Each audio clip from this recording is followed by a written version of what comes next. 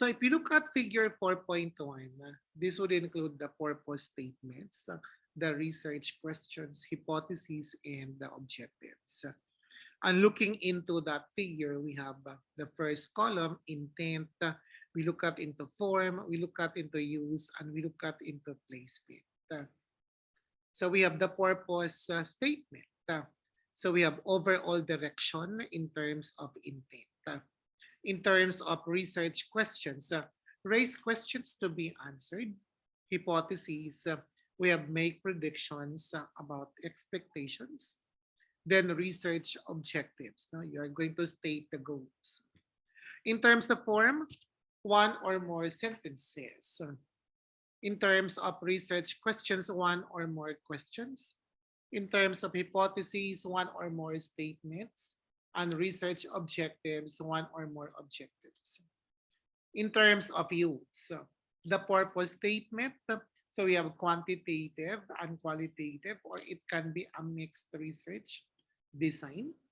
The research questions could be in terms of quantitative and qualitative research question, or maybe into a mixed research one. Hypotheses would only be for quantitative. Strictly, the hypothesis is only for quantitative. We normally don't have hypotheses in a qualitative and in mixed research design. Research objectives, so typically quantitative research. So it's typical for quantitative. In terms of the placement, the purpose statement, end of the introduction. So normally it's at the end of introduction. But it would depend also in the format of the university or the graduate school. But according to majority of the authors in methods of research, the placement of the purpose of the statement is actually at the end part of the introduction. Then we go into the research questions. End of the introduction, after the literature review, or in a separate section of the study. So there are variations depending on the format of the university, the format of the graduate school, or the format of the college. So with the hypotheses and so with the research objectives. The placement would be depending on the format of the university, the college, or the department.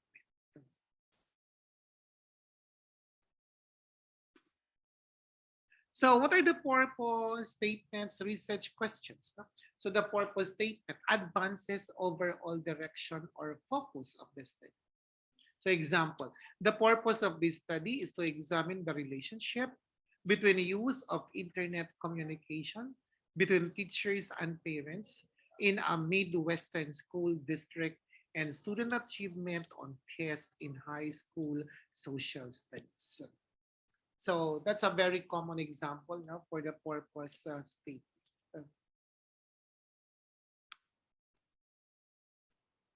Research questions. You are going to narrow the purpose statement to specific questions. Based on my discussion, I made mention that at NORSU, we have the statement of the problem and divided into two. We have the general statement of the problem and the specific statement of the problem. So now we go into the research questions, which we call the specific question at the NORSU format. So example, do parent-teacher internet communications affect student performance in the classroom? What types of internet experiences do parents have with teachers about the performance of the parents' children? So these are some questions that are actually classified as specific and normally can be seen in the second paragraph of the statement of the problem. And I mentioned in my previous videos that we have to make use of the acronym SMART when we are going to evaluate the statement of the problem. Hypotheses. Some would say these are educated guess, but according to some or many of the authors in research methods, Hypotheses could be part of the prediction or a conjecture about the outcome of a relationship among attributes or characteristics. You look at into relationship, so you might have a hypothesis na there is a relationship between the two or there is no relationship between the two. It would depend on how are you going to state the hypothesis. And based on statistics, so we have two types of hypotheses, the null hypothesis and the alternative hypothesis. So we'll have that later. Example, students in high schools, in the school district in which parents and teachers communicate through the internet will have higher grades than students whose parents and teachers do not communicate through the internet. So that could be one hypothesis. So then we look at into research objectives. The statement of intent that specifies the goals to achieve in a study. To describe the frequency of internet communication between parents and teachers regarding the parents' children in high school social studies class or classes. So from very general, then we go into a specific one and we go into specific objectives. Why are these statements and questions important? Because they represent major signposts. They help identify appropriate methods and they help link intent with the results. So all of these are actually very important, but not all of these are actually reflected at the NORSU graduate school format. Now we only have the general and then the statement. Unlike in this format, we go from general and then we go into specific and we look at into objectives. So here at NORSU, we don't actually write the objectives. We only have two. The statement of the problem classified into two, general and then specific. How do you design quantitative purpose statements, research questions, and hypotheses? So first, we look at into variable. Although I let you watch a video on variable, a video on theory, then I would like to emphasize again in this lecture about variable. What is a variable? What is a theory? And how are they going to be used in the research proposal or in any research processes? So if we look at figure 4.2, a variable can be measured and it varies among individuals. So that is why we call it one as a variable. So a variable is a characteristic or attribute that can be measured, can be assessed on an instrument or observed and recorded on an instrument. Or it can be a variable na varies, from the word varies, and can assume different values or scores for different individuals. So these are the things that you are going to remember when you are going to look at variable. That variable can be measured and you have the instrument on how to measure it. And it must vary from one person to another person, from one respondent to another respondent. But I'm saying that there might be equality, there might be difference, there might be similarity of the variable values. So there are actually many possibilities. Some are the same, some are different, some are similar, and some are exactly different in a wider perspective.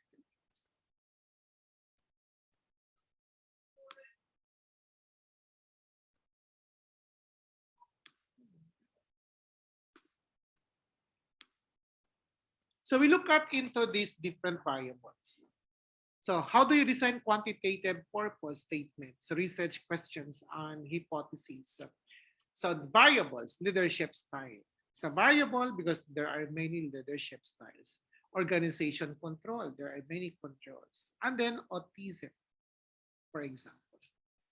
So we have difficult but possibly measurable variables.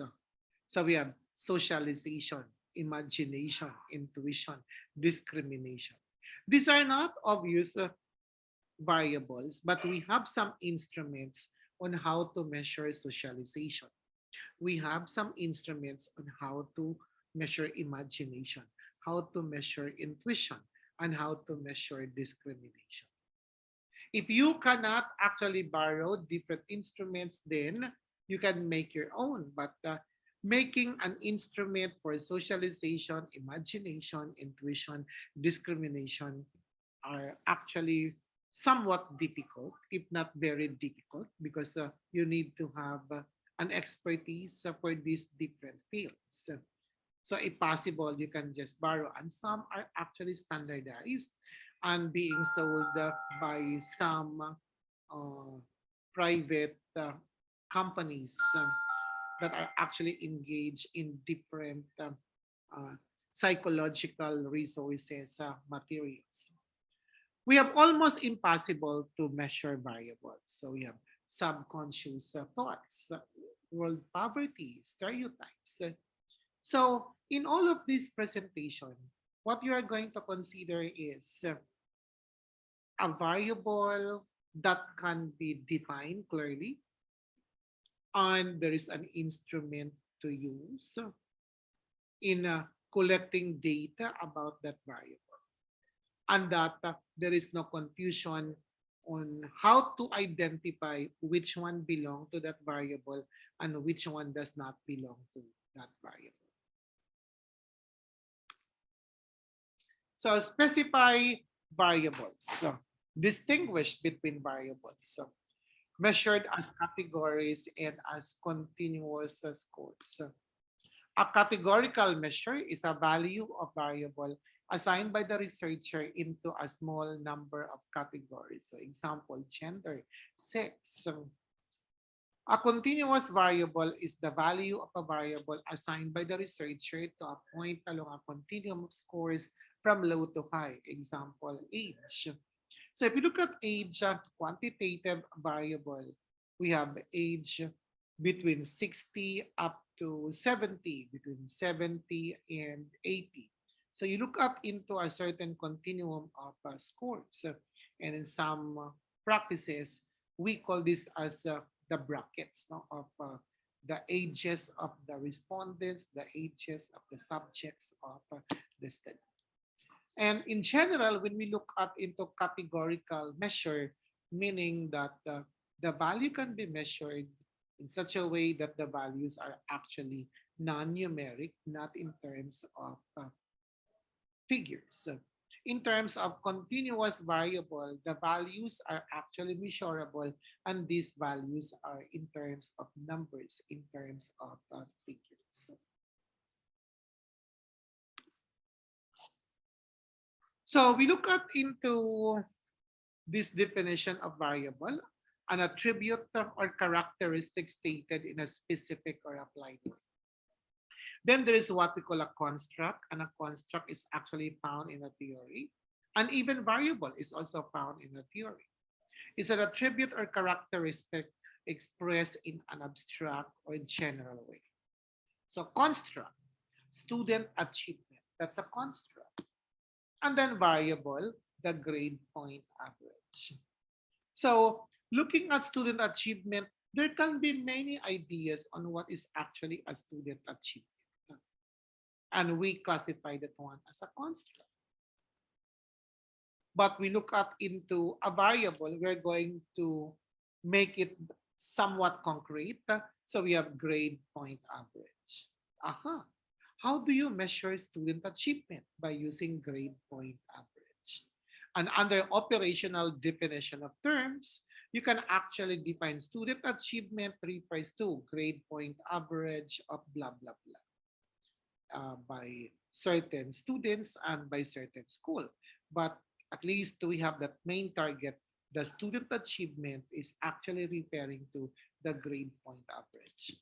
That is only for one perspective, but for another perspective, the student achievement may be having another variable or having another operational definition.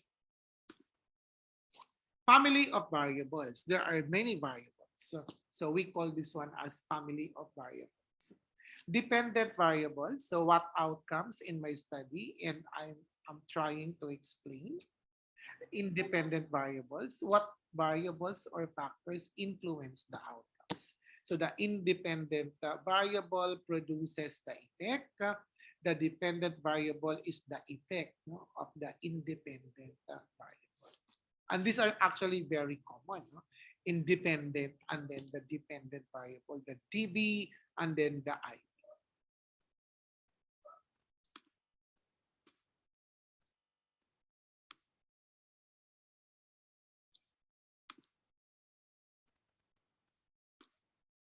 Is my audio clear?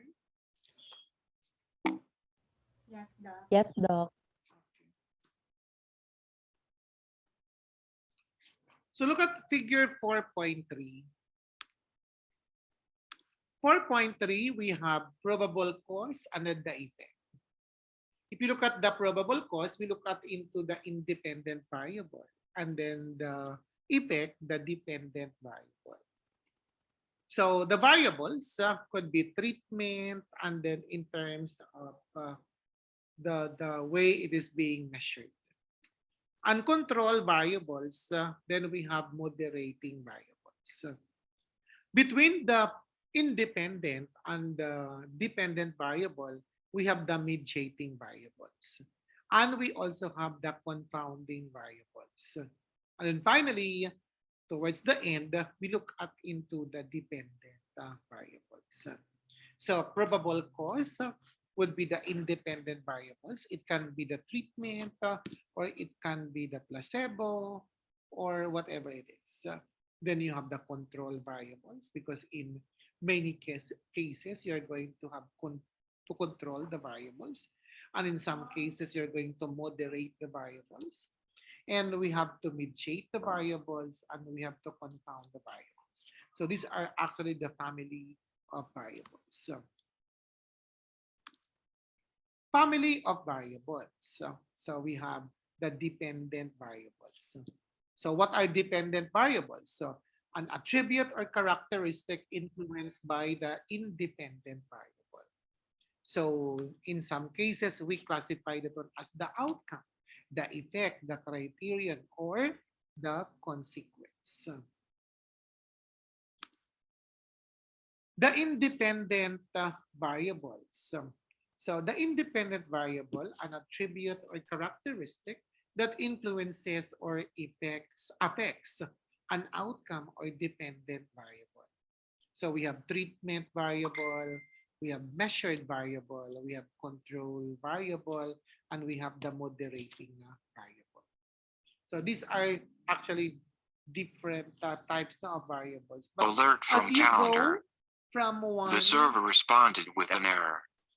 As you go from one author in research methods to another author in research methods, the naming of the variables would actually vary. Some are similar and some are actually different.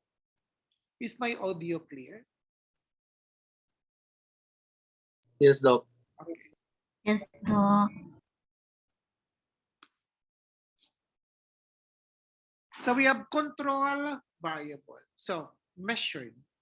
And it's very important to consider. And in most common, we're going to have that term neutralized. You're going to control and you are going to neutralize. So for example, if you are going to have temperature, can you control temperature? Yes. You can adjust temperature can be controlled, but not all throughout. Temperature of a room can be controlled, right? Temperature of a person can be controlled also by what? Giving medicines. But in some cases, if you go to other places, then there are times nga the temperature cannot be controlled. No? So it would be on a case-to-case basis. But in most cases, controllable. Treatment variable, so manipulated by the researcher. So the treatment can be manipulated by the researcher. For example, if you're going to give medicine, then that medicine can be what? Manipulated. You can give this one into a small dose or in a big amount of dosage or into how many cc's or how many mLs are you going to give and in what frequency, 3 times a day, 4 times a day, or just once a day. So depending on the setup of the experiment. Moderating variable interacts with another independent variable to influence a dependent variable. So looking at the independent and the dependent variable, there is actually a moderating variable. And that moderating variable interacts with another independent variable to influence the dependent variable. So the interaction is actually within the independent variable. And it interacts with the independent variable to influence the dependent variable. So pick table 4.3. So we have additional forms of independent variables. So definition. So we have a special type of independent variable that is of secondary interest and is neutralized through statistical or design procedures.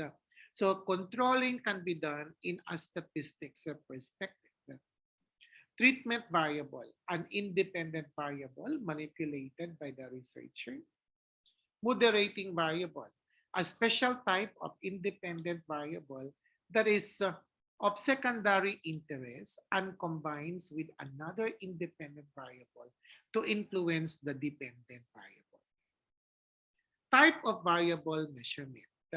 A variable not directly manipulated but controlled through statistical or research design procedures. So there are what we call statistical tools to be used when controlling. There are what we call research designs to be used also just to control the variable. In terms of the treatment variable, we have a categorical variable actively manipulated by the researcher and composed of 2 or more groups. Then moderating variable. So we have a categorical or continuous variable measured or observed as it interacts with other variables. So the moderating variable interacts with the dependent variable and it is actually being observed, being measured. Looking back into treatment variable, it might be that the variable could be in terms of the real one or maybe in terms of the placebo. In the stat class that we have, I mentioned about placebo, which is actually being used in the control group. And the experimental group is actually using the treatment variable. Then in terms of use, so control variable experiments, correlational studies, and survey studies. In terms of treatment variable, the treatment variable is very much applicable to the conduct of an experimental research design. The moderating variable can be used in terms of experiments, in terms of correlational studies, and then in terms of survey research and design. So what are common examples of control variables? So we have often demographic variables such as age, gender, race, socioeconomic status, or level. Or we normally call this one as part of the profile. And the profile is actually very important because they can be used as control variables. Treatment variable. Treatment variable example. So we have classroom learning. One group receives standard lecture and one group receives discussion.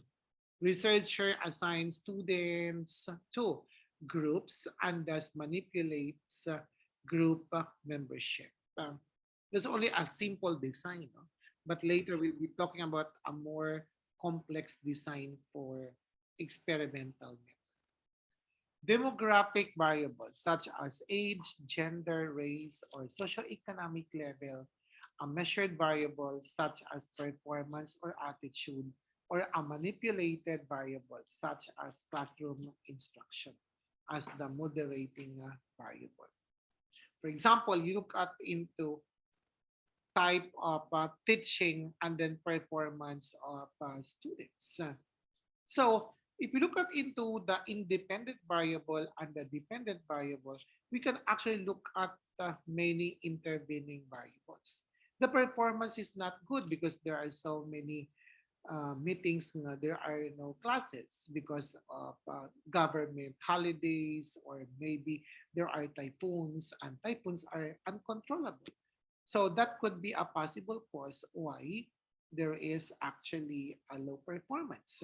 And that cannot only be accounted by the teaching style, or maybe the capability of the teacher in teaching, or even the materials in school available for the teaching learning process. But between the IV and the DV, there is what we call intervening variable.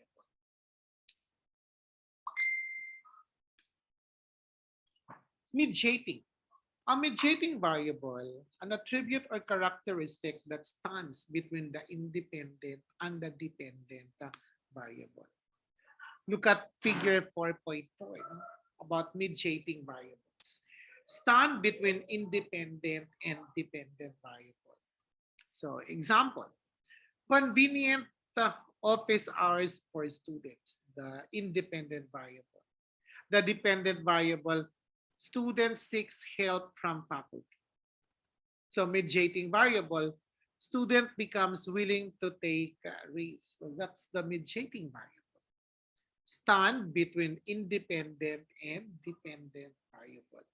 So look at the independent, look at the dependent on the slide, and look at also what is the mediating variable, and try to find out if that is actually following the definition, stand between independent and dependent variables.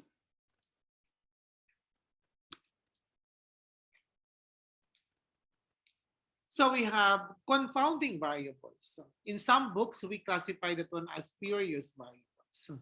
Cannot directly measure. Effects cannot be easily separated from other variables. May influence the relationship between the independent and the dependent variable. So if you're going to look at into spurious variable, like we look at into correlation, for example, correlation.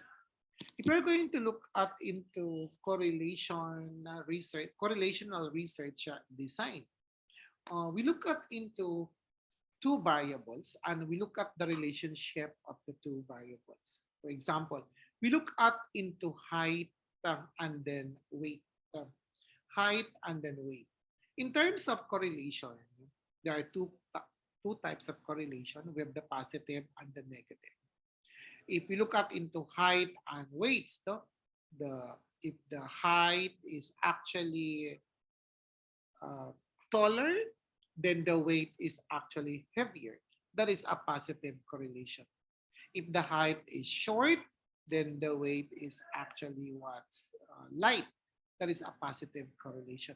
That means the values go together. High on one variable, high on the other variable, low in one variable, low also in the other variable. So positive correlation. We look at into a negative correlation. If the height is tall, the weight is actually light, or if the height is actually short, the weight is what? Heavy. So the values are opposite to each other. And we call this one as a negative correlation.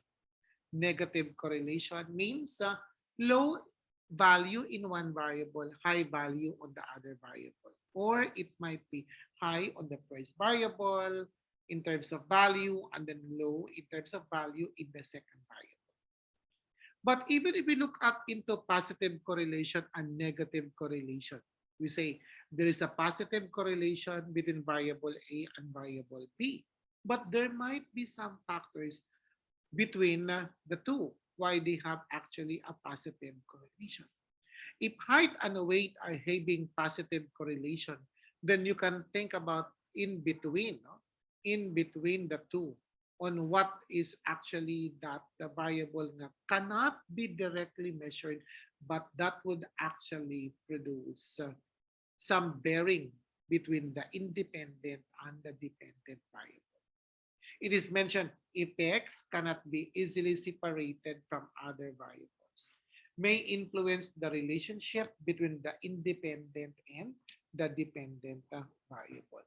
Yeah, the height and the weight are positively correlated, but that can be actually told as in a plain saying because many are actually having some other factors between height and weight. There might be other factors that could affect the positive correlation. It's not only height, it's not only weight, but there are many other factors that can be identified and try to find out if they cannot intervene, or if they can intervene, they can actually classify as they can actually be classified as confounding variables or mediating variables. Later, there will be examples about this.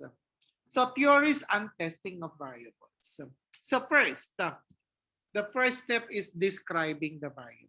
Second, may test the relationship between variables. The third, probable cause establishes likely cause and effect. Then theories predict relationships to test. Is my audio clear? Do you still hear me? Yes, Doc. Yes, Doc. Okay. So look at this one, theories and testing variables. So first step is to describe the variables. So you must know how to describe the variables. I mentioned dapat you're going to define the variables concretely. You have to be very specific on what are included in the variable and what are not included in the variable. And look at into the relationship between variables. Are they correlated? Are they not correlated? Is correlated, what is the correlation? Positive or negative? Then probable cause establishes likely cause and effect. So there should be cause and effect. Then theories predict relationships to test.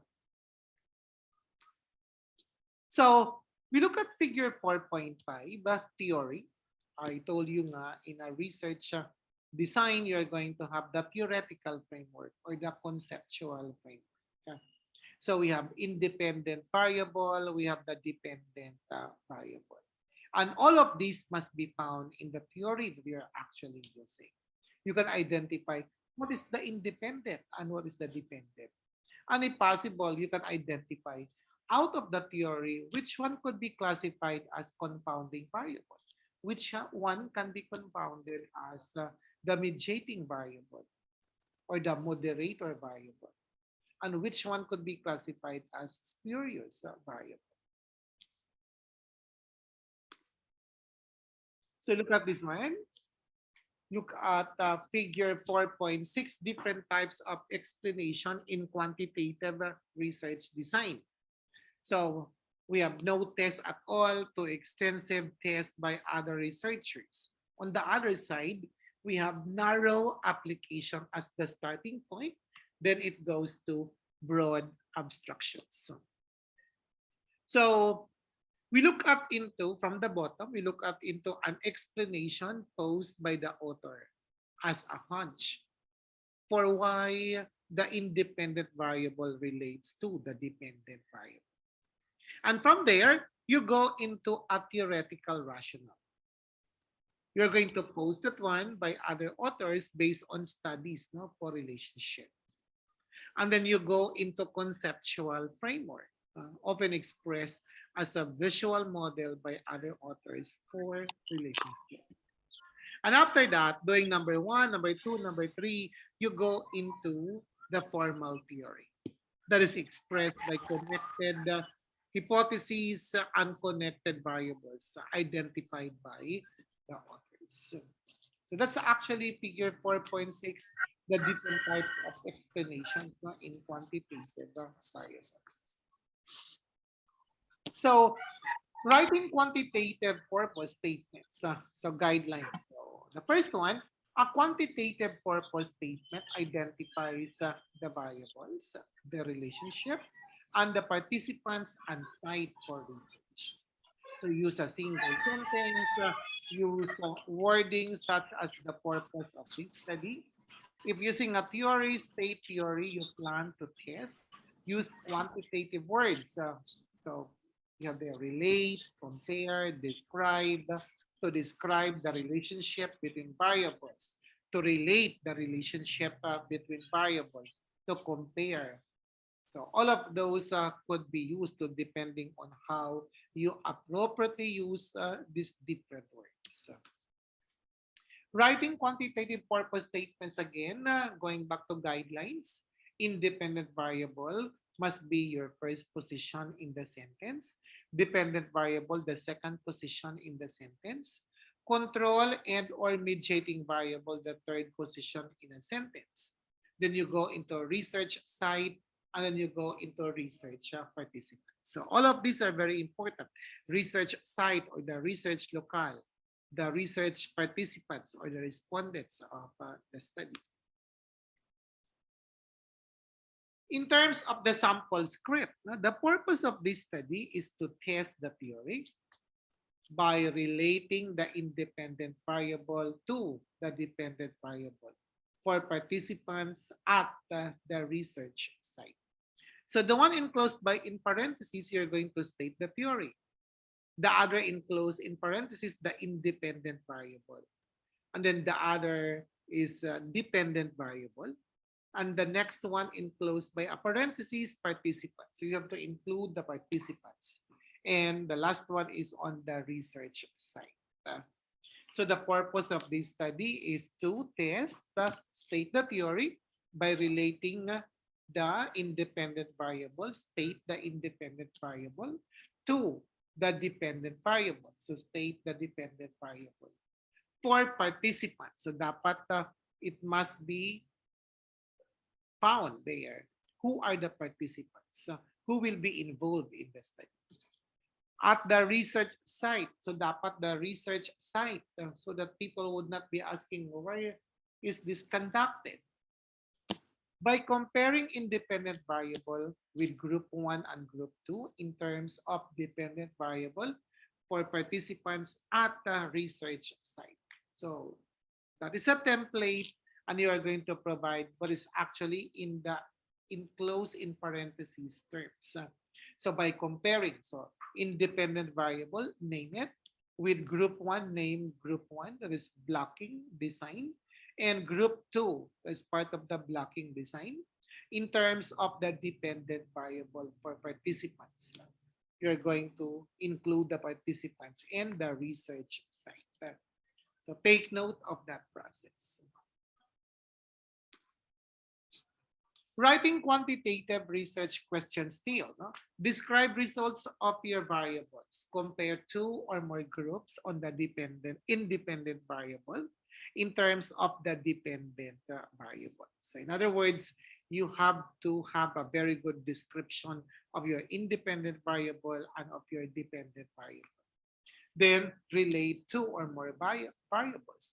You can relate two at a time. You can relate three at a time, four at a time, but it would actually needing sophisticated statistics. Writing quantitative research questions. So pose a question. Begin with how, what, or why. Specify the independent variable, the dependent variable, and mediating or control variables.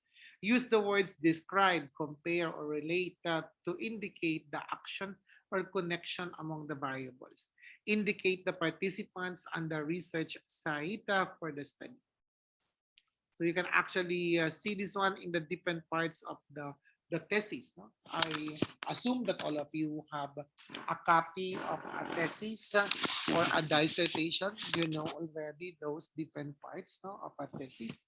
You have actually seen a sample thesis or a sample dissertation.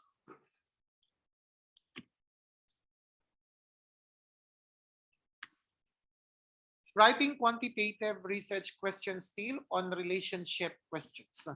Answer the degree and magnitude of the relationship between two or more variables. There's a sample script. How does state the independent variable relate to state the dependent variable for participants? So dapat you're going to include the participants at the state the research site. How do feelings of isolation relate to? So state the influence, the ethnic identity of African Americans in the United States. So in the last example, last script, what you are going to include in there is only on the influence.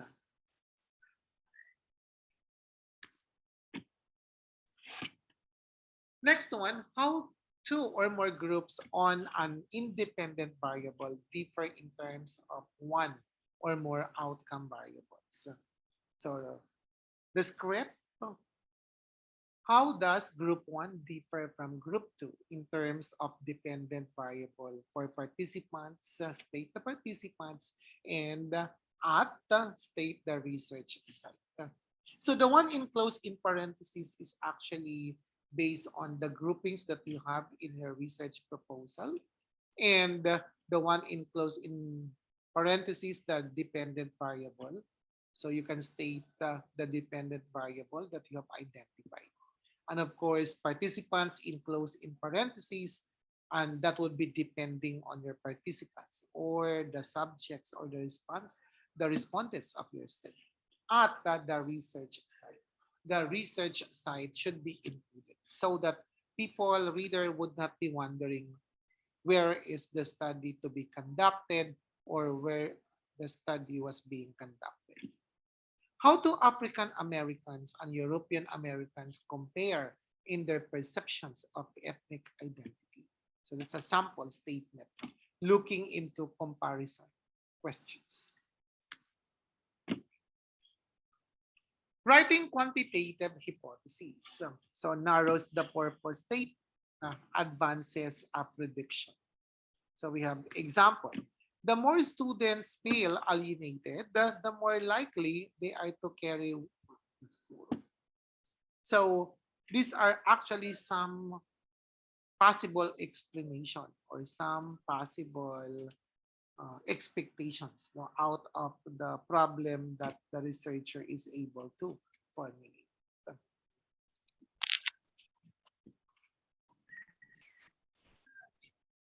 Any clarification before I go to writing quantitative hypotheses in terms of the guidelines?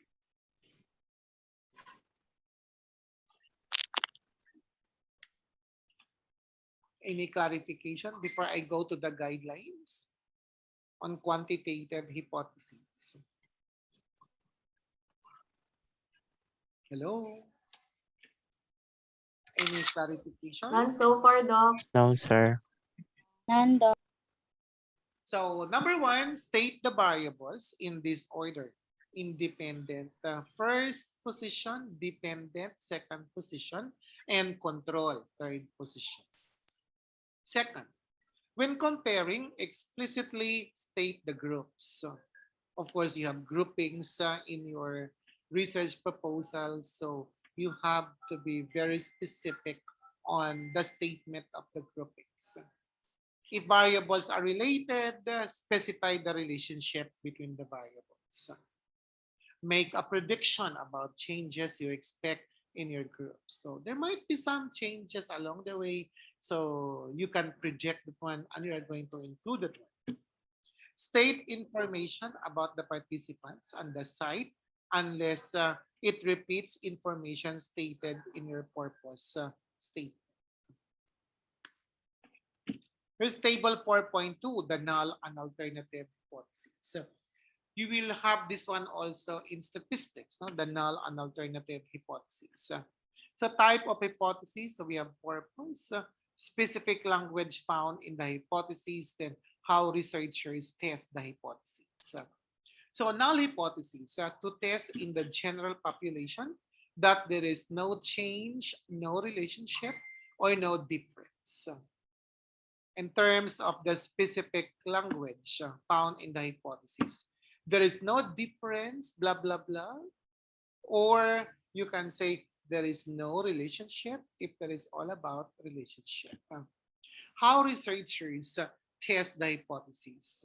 So in statistics, we have a hypothesis testing. No? So it's part of the hypothesis testing in statistics. Alternative hypothesis. So the hypothesis that may be true if the null is rejected. It suggests a change, a relationship, or a difference. So specific language found in the hypothesis, magnitude statements, such as higher, lower, more positive, more favorable. And still, in terms of the test of the hypothesis, we call that one as hypothesis testing or a hypothesis test or a test of hypothesis in a statistics class. So very common when you are going to say, is there a significant relationship between math achievement and English achievement? Is there a significant relationship between math achievement and English achievement? So if you're going to state the null hypothesis, you're going to say there is no significant relationship between math achievement and English achievement. If you are going to state the alternative hypothesis, you're going to say there is a significant relationship between math achievement and English achievement. That is in terms of a correlational study, looking into the writing of the null hypothesis and the writing of the alternative hypothesis. So I would like you to read another thesis or another study about correlational research design so that you will know when to use and how to use null hypothesis and then alternative hypothesis. Null hypothesis, no change in the independent variable. Example, there will be no significant difference in test scores between the 5th grade boys and girls on the XYZ achievement test. Directional alternative hypothesis. So it specifies a certain direction. Specifies the direction of the change in the dependent variable the researcher predicts will take place. So example, 5th grade girls will have higher scores on the XYZ achievement test than 5th grade boys. Or it would depend on the claim of the researcher. You can say the 5th grade boys will have higher scores on the XYZ achievement test than the 5th grade girls, depending on the literature that you're anchoring for your study. Non-directional alternative hypothesis does not specify the direction of the change in the dependent variable. So we have the example. There will be a difference in test scores on the XYZ achievement test for grade boys and girls.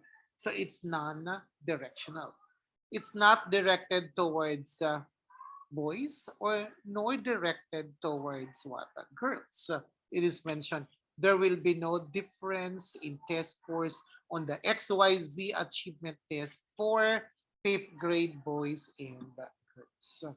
Unlike in the previous example, there is a specific what direction. Is it towards girls or is it towards boys? How do you design qualitative purpose statements and research questions? So first, understand how these statements and questions differ from quantitative research. Understand the role of a central phenomenon in qualitative research. Understand qualitative research as an emerging process.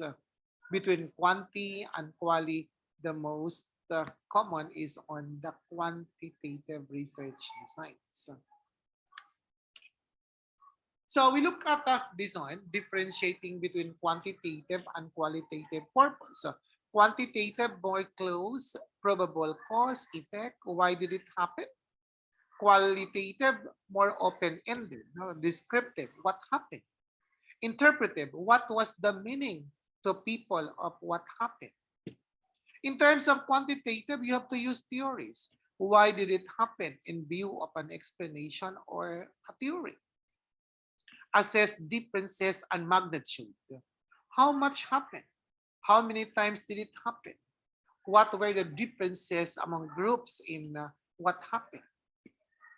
But in terms of the qualitative, more open-ended, process-oriented, what happened overnight? So these are actually some of the differences, no, between quantitative and qualitative research designs. The central phenomenon in qualitative research. Dapat you're going to identify the central phenomenon. Concept or process explored in qualitative research. Remember that in the earlier videos, I let you watch a video on the clarification between quantitative and qualitative. Pag quantitative, it's more on explanation. Pag qualitative, it's more on exploration. So second bullet, we have focused on a single concept or process. So example, ethnic identity of Chinese American immigrants. The process of negotiation by a female superintendent with her principals. So we have there quantitative, explaining or predicting variables from X going to Y. The dependent variable is X, influences a dependent variable Y. In terms of qualitative, so we have understanding or exploring a central phenomenon. So I mentioned between quanti and quali. Quanti is more on the explanation. Qualitative is more on the exploration. So we look at into the qualitative. We look at that one, Y, as the central phenomenon, and we have their arrows going to other variables outside the central phenomenon or going into the central phenomenon. So in-depth understanding of Y. External forces shape and are shaped by Y.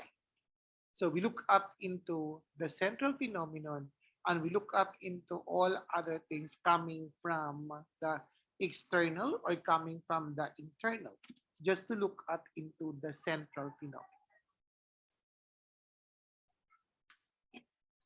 Emerging process in qualitative research. So qualitative research is an emerging design. Purpose statements and research questions may change. Feedback and responses of participants inform changes. Look at this one. Figure 4.8, emerging questions in qualitative research. What are high school student experiences with smoking tobacco?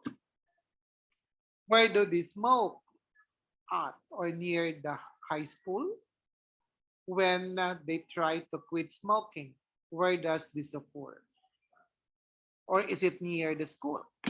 So we have initial, then you go into organizing, then you go into questioning. You're going to shape the questions, and then you're going to further shape the questions. And then you're going to start a project, initial data collection, then continued data collection. So in general, that's the perspective of doing what? A qualitative research. Purpose statement in qualitative research still indicates the intent to explore or understand the central phenomenon with specific individuals at a certain site. Sentence at the end of the introduction. So take note at the end of the introduction, you're going to have the purpose statement. And it is similar to quantitative. The purpose of the statement should actually be towards the end. Writing qualitative purpose statement. So we have the sample script. Right? The sample. The purpose of this qualitative study will be to explore, discover, understand, describe the central phenomenon for participants at the research site. So we have the example. The purpose of this qualitative study is to describe classroom learning using the internet for five high school students participating in a sign language class. So from the script, we provide specific example. Qualitative research questions, open-ended general questions that the researcher would like answer. Guidelines, change and emerge based on participants' views and your understanding. Only a few general questions, neutral, exploratory language. Unlike in a quantitative perspective, now you can have many research questions, but in a qualitative, you can just have few because from that view, it would actually address many other sub-questions. Central question. The overarching question you explore in the research study. Second, begin with how or what. Specify central phenomenon to explore. Identify participants. Mention research site. Script. What is the central phenomenon for participants at certain site? So the one enclosed in parentheses, the central phenomenon. The second, participants. The third is the research site. That must be followed in writing what? An example. So we have, what is the creativity for 5 students at Roosevelt High School? And then in this example, identify the components. Which one is the central idea, central phenomenon? Which one is the participants and which one is actually the research site? So you're going to look at that example and looking at the script. What is the central phenomenon? Anyone? What is the central phenomenon? Could anyone tell me? What is the central phenomenon found in the example? Hello? Sir, creativity, sir. What is the central phenomenon? The script Creativity. or the template, what is, so then state the central phenomenon. For, then another enclosed in parentheses, participants. So mention the participants. At, we have then the research site. So mention the research site.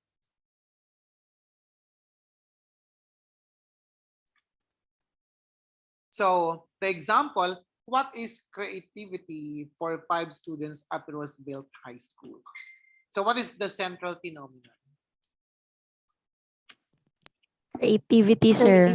Creativity, sir. Okay. Participants Five Five students. students. at the research site.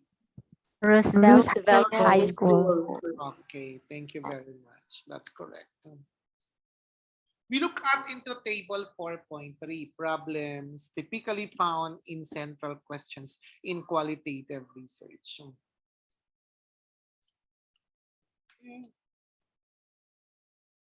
Arlene Bilandal, could you read table 4.3? Yes, sir. Table 4.3, the problems typically found in central questions in qualitative research. So under the problems, two general, for example of a central question, what is going on here? And then for the example, what is the process being used by the General Education Committee at the Liberal Arts School? For two focused, how did the committee make a curriculum design about a course on the environment? And then what is the process of the curriculum committee in making decisions about the courses? And lastly, two laden with assumptions, how did the curriculum committee address its alienation from the college administration? And for the example, what was the role of the college administration in the curriculums committee's deliberations? So there are actually examples there classified as too general, too focused, then too laden with assumptions. These are the things that you are going to avoid when you are going to state your central questions. So that's very obvious, no? Based on the example, you can classify that is actually too general. What's going on here? So there are actually many perspectives not to be considered. So you have to be very specific. According to what I mentioned, every time we look at into the statement of the problem, whether it is in the quantitative, the qualitative, or in the mixed research design, you are going to follow the acronym SMART. Sub-questions. So we call this one as the specific statement, no, of the problem in the Norso Graduate School. Divides the central question into smaller specific questions.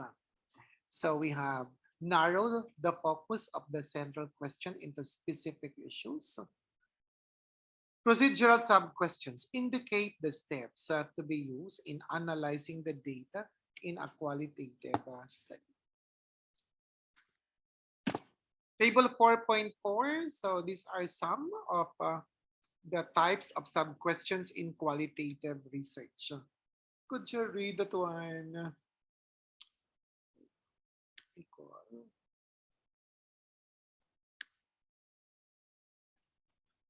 Genre Blase. Genre Blase. Could you read table 4.4? Table 4.4. Issue subquestion. So for the intent to subdivide the central question into detailed question, and its example is the central question: what does it mean to be a professional teacher? And the issue sub-questions is: what do professional teachers do? And what is difficult or easy about being professional educator? When did the teacher first become aware of being a professional? While in procedural sub-questions, so the intent is to subdivide the central questions into steps for data collecting during the study. And its example is for the central question: what is the change process in the revision of general education curriculum on a college campus?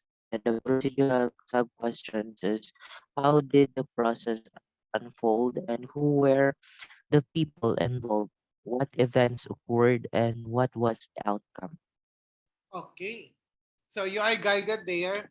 We have issue sub-questions, and then we have procedural sub-questions.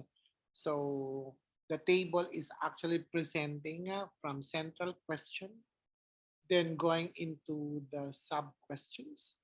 And then we have central question in the last column, then into procedural sub-questions. But whatever it is, all the time, we are going to make use of the acronym SMART. Specific, measurable, attainable, so forth and so on, up to letter T, no? Time bound. Interview questions are based on issues, sub-questions. Also, ask other questions like an opening about the participants. Might close with question about others to interview. So as you read many examples of qualitative research designs, there are many examples of qualitative research designs in the internet. So you can actually see, no, on how the statement of the problem is actually being formulated and how are they being mentioned in the article in a specific perspective. So we have this statement, re-examining the parent involvement and mother's trust in principal studies. So quantitative parent involvement study has a purpose statement on guiding research questions. So according to Bertrand 2005 and Bislande 2005 also. So to examine how the four psychological constructs influence parent involvement, decisions across the three secondary grade levels. So we pose the following research questions. What are the relative contributions of parents' role construction, self-efficacy, perceptions of teacher invitations, and perceptions of adolescent invitations to predict parent involvement at home and at school in grade 7, 8, and 9?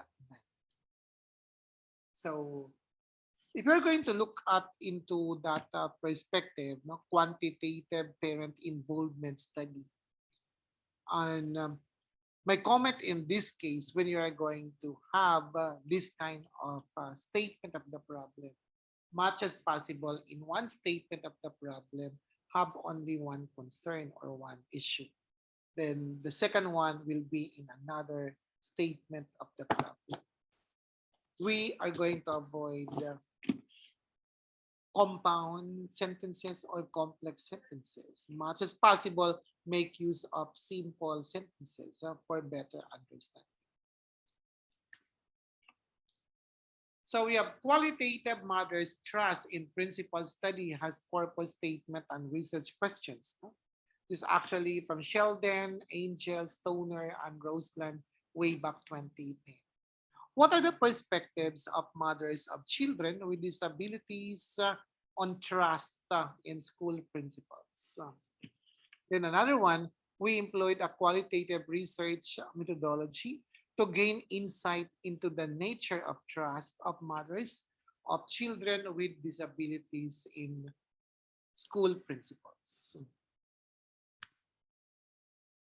So that's the last example about qualitative. How are we going to write statement of the problems in quantitative perspective and in qualitative perspective?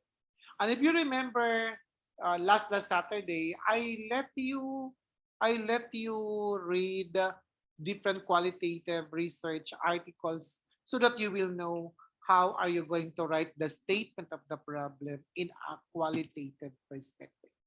Do you remember that assignment? Do you remember the assignment I assigned you? Now read different research articles so that you will know how to state problems about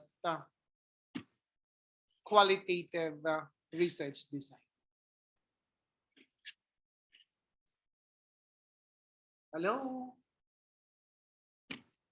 Hello?